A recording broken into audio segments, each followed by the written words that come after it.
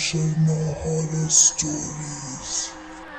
Hello दोस्तों, स्वागत है आप सभी का एक और नई भूतिया कहानी के साथ।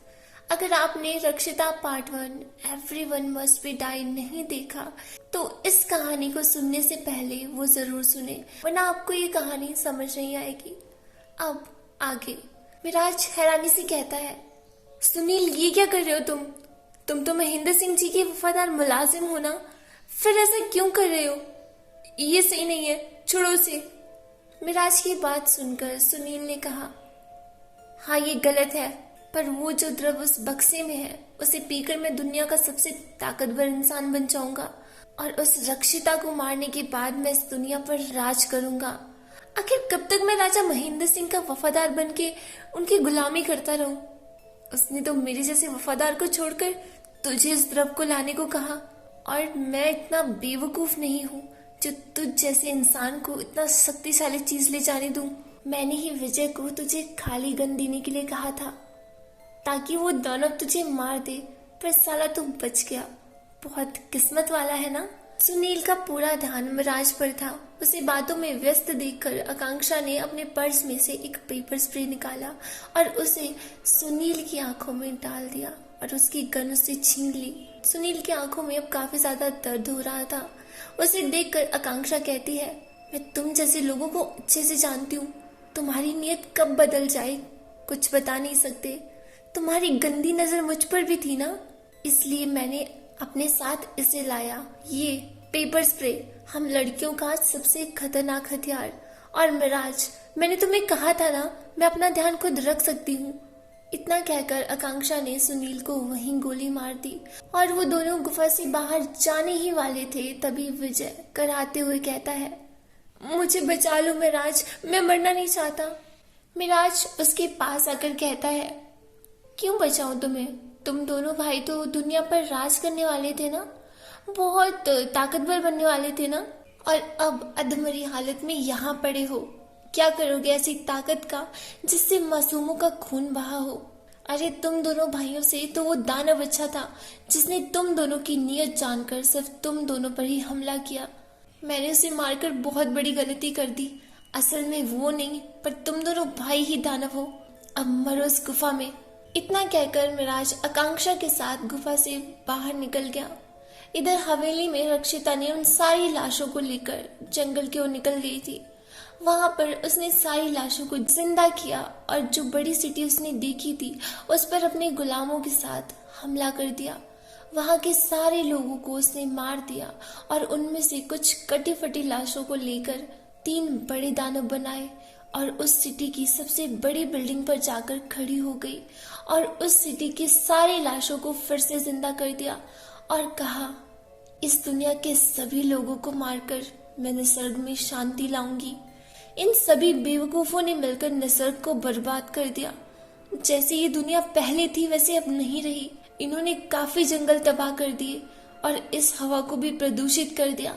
अपने सुख सुविधा के लिए निसर्ग को घात पहुंचाया। इनमें से एक भी धरती पर रहने के लायक नहीं है। अब एक एक करके सबको मेरे हाथों से मरना होगा। यहाँ हवेली में आकांक्षा मिराज आ जाते हैं।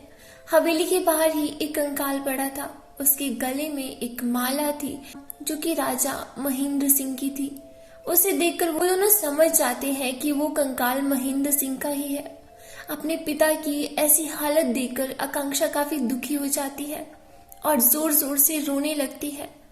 मिराज उसके कंधे पर हाथ रखता है और कहता है, रो मत आकांक्षा, मैं जानता हूँ तुम्हारे ऊपर क्या बीत रही है। आकांक्षा मिराज को गुस्से में कहती है, तुम कुछ नहीं जानते कि मेरे ऊपर क्या बीत रही है। मैंने अपने पिता और बहन दोनों को खो दिया। तुम तो ऋषा की मौत के बाद उसे भुलाकर चले गए थे ना। शायद वहां कोई मिल गई होगी तुम्हें, इसलिए जब हमें तुम्हारी जरूरत थी तब तो तुम हमारे साथ खड़े नहीं थे, और आज बस इस द्रव के लिए तुम यहाँ आए हो। तुमने मेरी तरह कुछ खोया थोड़ी है। मिराज दुखी होकर आकांक्षा को कहता है, हाँ मैं तुम्हारा दर्द कैसे समझूंगा। मैंने खोया ही क्या है? ना तो जान से ज्यादा प्यार करने वाली पत्नी खोई है, ना तो एक पिता जैसे ससुर को, और ना ही एक बच्चे को जो दुनिया में आने से पहले ही मारा गया। आकांक्षा ने हैरानी से पूछा, क्या कहा आपने? बच्चा? किस बच्चे की बात कर रहे हैं आप मिराज?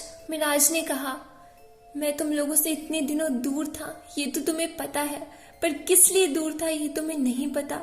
ऋषा की तबीयत ठीक नहीं थी, उसे कुछ दिनों से उल्टियां हो रही थी, इसलिए मैं उसे हॉस्पिटल ले गया था। वहां जाकर मुझे पता चला था कि ऋषा 3 महीने की प्रेग्नेंट है। ये बात सुनकर हम दोनों बहुत ज्यादा खुश थे। ऋषा ने मुझे कहा, मिराज, सबसे पहले ये बात मेरी छोटी बहन आकांक्षा को बताना, वो काफी खुश होगी, उसे बच्चे काफी पसंद है और उसने मुझे कहा भी था कि मेरे बच्चे का नाम वही रखेगी। ऋषा की बात सुनकर मैंने तुम्हें कॉल किया, हॉस्पिटल रूम में नेटवर्क नहीं था। मैं तुम्हें बाहर आकर कॉल करने ही वाला था कि मुझे अंदर से ऋषा के चिल्लाने की आवाज आ गई। मैं भागते हुए अंदर गया तो उसने तुरंत कैंची को अपने गले में उतार दिया और वो मारी गई। मेरी सारी खुशियां एक पल में ही खत्म हो गई। उसने मुझे आखिरी बार कहा था, मुझे बचा लो मिराज, पर मैं उसे नहीं बचा पाया। तुम्हारी दीदी के मरने के बाद मैं अंदर से बहुत टूट गया था। रोज रात को वो मेरे सपनों में आकर कहती है, मिराज मुझे बचा लो। इसी वजह से कई दिनों से मैं सो नहीं पाया। आकांक्षा, उसके साथ तो मेरी पूरी फैमिली चली गई और तुम कहती हो कि मैं तुम्हारा दुख नहीं समझता। आकांक्षा मिराज के गले लग जाती है और रोते रोते कहती है, मुझे माफ कर दो, मैं बस अपनी दी की मौत की वजह से आपको दोषी ठहराया करती थी, पर मैं ये कैसे भूल गई कि जो मर गई है वो आपकी पूरी दुनिया थी। मिराज, जाने दो, कोई बात नहीं, अब रोना धोना बंद करो और जिसके कारण ये आंसू निकले हैं उसका सामना करने की हिम्मत लाओ अपने अंदर। ये आंसू इंसान को कमजोर करते हैं और कमजोर लोग मुझे पसंद ही नहीं। मिराज की इस बात को सुनकर आकांक्षा में हिम्मत आ जाती है और वो हवेली में जाकर अपने पिता की तिजोरी में से एक हाथी की छोटी सी मूर्ति बाहर लेकर आती है और मिराज को उस बक्से को देने को कहती है। उस बक्से में छोटा सा छेद था, उसमें वो मूर्ति डाल देती है और वो बक्सा खुल जाता है। उसके अंदर द्रव की बहुत सारी छोटी शीशियां थी। फिर दोनों आपस में उन शीशों को बांट लेते हैं और आकांक्षा मिराज से कहती है, हम अब रक्षिता का सामना करेंगे तो इस द्रव के कारण हम उस पर भारी पड़ सकते हैं, पर हम दोनों उसे मारेंगे कैसे? मिराज कहता है, इस द्रव से हमें बहुत ज्यादा ताकत मिलती है या नहीं ये तो मुझे नहीं पता, पर मेरे पास रक्षिता को मारने का एक जबरदस्त प्लान है। तब आकांक्षा कहती है, कैसा प्लान? तब मिराज कहता है, हमें उसे जलाना होगा और उसे आग लगाने के लिए हमें पेट्रोल का एक बहुत बड़ा टैंक चाहिए, जिसका इंतजाम मैंने कर दिया है। जब तुम हवेली के अंदर गई थी तभी मैंने अपने दोस्त को कॉल करके उस टैंक का बंदोबस्त किया था। आकांक्षा मिराज से कहती है, ये सब तो ठीक है, पर रक्षिता इस समय कहाँ होगी और हम उसे कैसे ढूंढेंगे? इस पर मिराज कहता है, ससुर जी ने कहा था कि उनके दोस्त के भाई अनिकेत ने जिस जंगल में कटाई करने को कहा था उस जगह वो अपना बहुत बड़ा मॉल बनाने वाला था। उसी जगह पर रक्षिता आजाद हुई थी, शायद वे अभी वहीं हो, हमें वहीं जाना चाहिए। वो दोनों वहां जाने से पहले मिराज के दोस्त के पास जाते हैं, उससे पेट्रोल का वो बड़ा टैंक लेकर जंगल निकल जाते हैं और रात में जंगल पहुंच जाते हैं। वो टैंक जंगल के बीच में रुकाकर वो दोनों नीचे उतरते हैं और जंगल में रक्षिता को ढूंढने लगते हैं। तभी उन्हें चारों ओर से रक्षिता के मुर्दे घेर लेते हैं। ये मुर्दों की सेना रक्षिता की थी, जो कि ज़ॉम्बी थे। वे दोनों ये देखकर अपने पास रखी द्रव की शीशी निकालकर पी लेते हैं और उन मुर्दों पर हमला कर देते हैं। द्रव के कारण आकांक्षा और मिराज उन पर भारी पड़ रहे थे। तभी अचानक कहीं से एक बहुत बड़ा दानव अपने दोनों हाथों से उठाकर उन दोनों को अलग अलग डायरेक्शन में फेंक देता है, जिससे वो दोनों एक बड़े से पेड़ से टकराते हैं। आकांक्षा कहती है, ये ज़ॉम्बी कम थे क्या जो ये दानव भी आ गया, अब इससे कैसे निपटे? मिराज आकांक्षा से कहता है, तुमने कार से हमारे हथियार निकाले थे ना? आकांक्षा सर पर हाथ रखते हुए कहती है, अरे मैं गलती से सारे हथियार कमरे में ही भूल गई। मिराज कहता है, क्या मतलब भूल गई? अब इस दानव से हम कैसे लड़े? आकांक्षा, आप मुझे मत डांटो, आपने मुझे याद नहीं दिलाया। मिराज, अच्छा तो इसमें मेरी गलती है। आकांक्षा, नहीं तो क्या मेरी गलती है? वो दानव जोर से गुर्राता है और उन दोनों की ओर बढ़ने लगता है। तभी आकांक्षा की नजर पेड़ के नीचे पड़ी और वो मिराज से बहुत ही एक्साइटेड होकर कहती है, मिल गया शानदार हथियार। मिराज उससे पूछता है, कौन सा हथियार? तभी आकांक्षा कहती है, वे देखो उस पेड़ के नीचे लकड़ी काटने की मशीन पड़ी है। मिराज और आकांक्षा वो दोनों लकड़ी काटने वाली मशीन को उठाकर ऑन कर देते हैं और उस दानव पर हमला कर देते हैं और उस मशीन से उस दानव के टुकड़े टुकड़े कर देते हैं। उस जंगल के सारे मुर्दे उन पर हमला करते हैं, पर वे दोनों एक एक करके सभी को खत्म कर देते हैं। वे दोनों खून में काफी भीग चुके थे। इतने लोगों को मारने के बाद काफी थक भी गए थे। उस द्रव का असर कम हो गया था। तभी उन पर बुलडोजर से हमला किया। वे बुलडोजर से कुचलने आगे बढ़ ही रहा था, तभी मिराज ने एक साथ 2 द्रव की शीशी द्रव पी लिया और बुलडोजर के सामने चला गया और वो बुलडोजर उसे टकराकर वहीं रुक गया। उसे जो मुर्दा चला रहा था वो नीचे गिर गया और उस बुलडोजर के सामने का नुकीला हिस्सा उसके अंदर घुस गया, पर द्रव के कारण मिराज का वो घाव भर गया, इसलिए वो मरा नहीं। आकांक्षा मिराज से गुस्से में कहती है, पागल हो गए हो क्या तुम? मर सकती थी, बिना सोचे समझे अपनी जान खतरे में क्यों डाली तुमने? मिराज कहता है, मैंने पहले ही काफी अपनों को खो दिया है, पर अब और नहीं, और तुम्हें मेरी फिक्र करने की कोई जरूरत नहीं है। मैं अपने आप को कैसे बचाना है ये जानता हूँ। तभी उस बुलडोजर को चलाने वाला मुर्दा मिराज को मारने आ ही रहा था। तभी आकांक्षा ने लकड़ी काटने वाली मशीन को ऑन करके उस मुर्दे की गर्दन काट दी और मिराज से कहा, don't ever copy my dialogue, समझे जीजा जी? अब चलो, रक्षिता को भी ढूंढना है। वे दोनों उसे ढूंढते ढूंढते जंगल से बाहर निकल आते हैं। सामने एक बड़ी सिटी थी और उस सिटी की बड़ी बिल्डिंग के ऊपर रक्षिता खड़ी थी और उनके सामने मुर्दों की बहुत बड़ी फौज थी। मिराज आकांक्षा से कहता है, द्रव पी लो और जंगल में से वे टैंक लेकर उस बिल्डिंग के पास पहुंचो और मैं अपनी इस लकड़ी काटने वाली मशीन को लेकर आगे बढ़ता हूँ। आकांक्षा जंगल में टैंक लेने जाती है और मिराज रक्षिता को देखकर काफी गुस्से में आ जाता है और उस मशीन से वो उसकी सारी फौज को काटता हुआ आगे बढ़ने लगता है और उसके पीछे से आकांक्षा मुर्दों को टैंक से कुचलते हुए आगे बढ़ती है और मिराज उसे कुछ कहता है और वो मिराज को आगे जाने देती है। इधर बिल्डिंग के ऊपर रक्षिता के एक गुलाम ने उसे कहा, हमारी पूरी मुर्दों की फौज खत्म हो गई। रक्षिता बात को रोकते हुए कहती है, वे पागल क्या मरने आ रहे हैं यहाँ? कितनी बड़ी सेना है? वो गुलाम कहता है, कोई बड़ी सेना नहीं है, केवल 2 इंसान हैं, एक लड़का और एक लड़की। रक्षिता हैरानी से कहती है, क्या सिर्फ 2 मनुष्यों ने इतनी बड़ी सेना को हरा दिया और तुम निकम्मे किसी काम के नहीं? और इतना कहकर वो उस गुलाम को नीचे फेंक देती है और बिल्डिंग के नीचे देखती है। एक आदमी उसे खड़ा हुआ नजर आता है। नीचे मिराज खड़ा था। रक्षिता बिल्डिंग से नीचे कूदती है और वे मिराज से कहती है, वो गुलाम ने कहा था कि तुम 2 लोग हो, तुम्हारा दूसरा साथी कहाँ है? चलो जाने दो, क्या तुम मेरा साथ दोगे? मुझे एक काम करना है जिसके लिए मुझे ताकतवर लोगों की जरूरत है। मिराज ने कहा, मैं यहाँ तुम्हारा साथ देने नहीं, मुझे बस तुम्हें खत्म करना है। इस बात पर रक्षिता हंसती है और कहती है, अच्छा तो तुम इस दुनिया के मतलबी मनुष्य के लिए मुझे मारना चाहते हो। जब तक इन्हें तुम्हारी जरूरत है ना, तब तक ये तुम्हारा साथ देंगे, लेकिन जब जरूरत खत्म हो जाएगी तो वो तुम्हें पूछेंगे तक नहीं। ये सब मनुष्य लालच और वासना से भरे होते हैं। उन्हें ना तो खुद की इज्जत की परवाह होती है और ना ही किसी और की इज्जत की। अरे आज के समय के मनुष्य तो अपने माता पिता की इज्जत की परवाह भी नहीं करते, ना ही उनकी बात मानते हैं। उनके लिए तो सिर्फ खुद का जीवन मायने रखता है और किसी की भी इज्जत की परवाह वे नहीं करते। और ये बेवकूफ किसी और की बातों में आकर एक दूसरे को धर्म जाति के नाम पर काट देते हैं।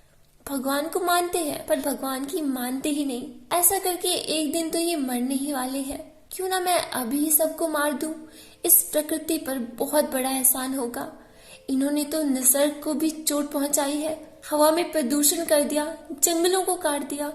इनके मरने के बाद प्रकृति को बहुत खुशी मिलेगी और मेरे पिता की एक इच्छा पूरी होगी, निसर्ग में सन्नति बनाए रखने की। मिराज उसकी बात पर कहता है, तुम्हारे पिता ने तुम्हें केवल एक कार्य नहीं दिया था, उन्होंने तुम्हें दूसरा मानव कल्याण का कार्य भी दिया था। तुम सारे मनुष्यों को नहीं मार सकती, सिर्फ कुछ लालची और हफ्सी इंसान होते हैं, पर बाकी इस दुनिया में बिना किसी भेदभाव के रहते हैं। उन्हें और लोगों की भी परवाह होती है और वो उनकी मदद करते हैं। वे सामने वाले का धर्म या जाति नहीं देखते, सभी मुश्किल घड़ी में एक साथ हो जाते हैं और अपने सामने खड़ी चुनौती को एकजुट होकर हल करते हैं और अपने माता पिता का सम्मान भी करते हैं, उनकी इज्जत की परवाह करते हैं। बिल्कुल तुम्हारे पिता जैसे ही काफी अच्छे लोग हैं, उन्हें भी न सर की परवाह है। इस दुनिया में बस कुछ लोग गलत हैं, पर वे सभी परिस्थिति के साथ बदलकर अपने आप को सुधार देते हैं। और अगर तुम्हारे पिताजी जिंदा होते ना, तो तुम्हें इस रूप में देखकर अपने आप को बहुत कोसते। इस पर रक्षिता कहती है, जानवर को मारने के लिए शिकारी बनना पड़ता है। मेरे बेकसूर पिता को मारा गया, उनकी क्या गलती थी, इसीलिए मैं बदली। मेरी जगह तुम होते ना, तो तुम भी बदल जाते। मिराज इस बात पर कहता है, अच्छा तो तुम्हारे पिता बेकसूर थे, उनके मरने के बाद तुम ऐसी हो गई ना। तुमने भी कई मासूमों की जान ली है, जिसमें से एक मेरी पत्नी भी थी जो बिल्कुल बेकसूर थी। जितने लोगों ने तुम्हारे पिता को मारा था, उन्हें तुमने पहले ही मार दिया था। तुम्हारा बदला पूरा हुआ था, फिर भी तुमने बेगुनाहों को मारा। तुम में और बाकी लोगों में क्या फर्क है? तुम्हें भी जीने का कोई हक नहीं। इतना कहकर वो इशारा करता है और आकांक्षा उस टैंक का पेट्रोल रक्षिता पर डाल देती है। रक्षिता पूरी पेट्रोल में भीग जाती है और मिराज से कहती है, शायद तुम नहीं जानते, मुझे पानी से कोई नुकसान नहीं है। मिराज रक्षिता को कहता है, हाँ मुझे पता है, पर ये पानी नहीं है।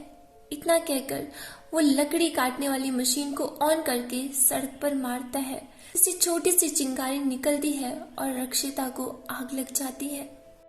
आकांक्षा मिराज को बाइक में बिठाकर वहां से निकल जाती है और रक्षिता आग बुझाने हवा को नियंत्रित करती है, पर इससे वो पास का पेट्रोल का टैंक उसके शरीर पर खींचा चला आता है, जिससे एक बहुत बड़ा धमाका होता है, जिसमें रक्षिता मरी और इधर उसी जंगल में वे दोनों आ जाते हैं और वहां पर बाइक बंद पड़ जाती है। और आकांक्षा मिराज से कहती है, यार इस बाइक को भी अभी बंद पड़ना था। वैसे इस धमाके में रक्षिता मारी गई लगता है। वैसे आप चाहते तो रक्षिता का साथ दे सकते थे, पर आपने ऐसा किया नहीं। बता सकते हैं क्यों? मिराज कहता है, मैं औरों की बातों में आकर अपने आप को नहीं बदलता। मैं अपनी जगह सही हूँ। गलत का हाथ और साथ दोनों नहीं चाहिए मुझे। वे दोनों बात कर रहे थे, तभी वहां पर दो बड़े दानव आ जाते हैं और वो चिल्लाते हुए दोनों के पास आगे बढ़ते हैं और यहाँ पर उनका फनी मोमेंट स्टार्ट होता है। मिराज कहता है, ओए दानव, आकांक्षा से दूर रहना वरना तेरे टुकड़े टुकड़े कर दूंगा। आकांक्षा भी कहती है, ऐ दानव, जीजा से दूर रहना वरना तेरे टुकड़े टुकड़े कर दूंगी। मिराज कहता है, अब तुमने मेरा डायलॉग कॉपी किया है। आकांक्षा कहती है, अब हिसाब बराबर हो गया। इतना कहकर वो दोनों अपनी लकड़ी काटने वाली मशीन से उन दानवों पर हमला कर देते हैं और यहीं पर ये कहानी भी खत्म होती है। सो फ्रेंड्स, ये थी हमारी आज की डरावनी कहानी। अगर आपको ये कहानी पसंद आई हो तो प्लीज इस वीडियो को लाइक करना और कमेंट्स में जरूर बताना। ये कहानी हमें भेजी है समीर जी ने। समीर जी का दिल से शुक्रिया ये कहानी भेजने के लिए। तो मिलते हैं अगली वीडियो में किसी ऐसी ही डरावनी कहानी के साथ।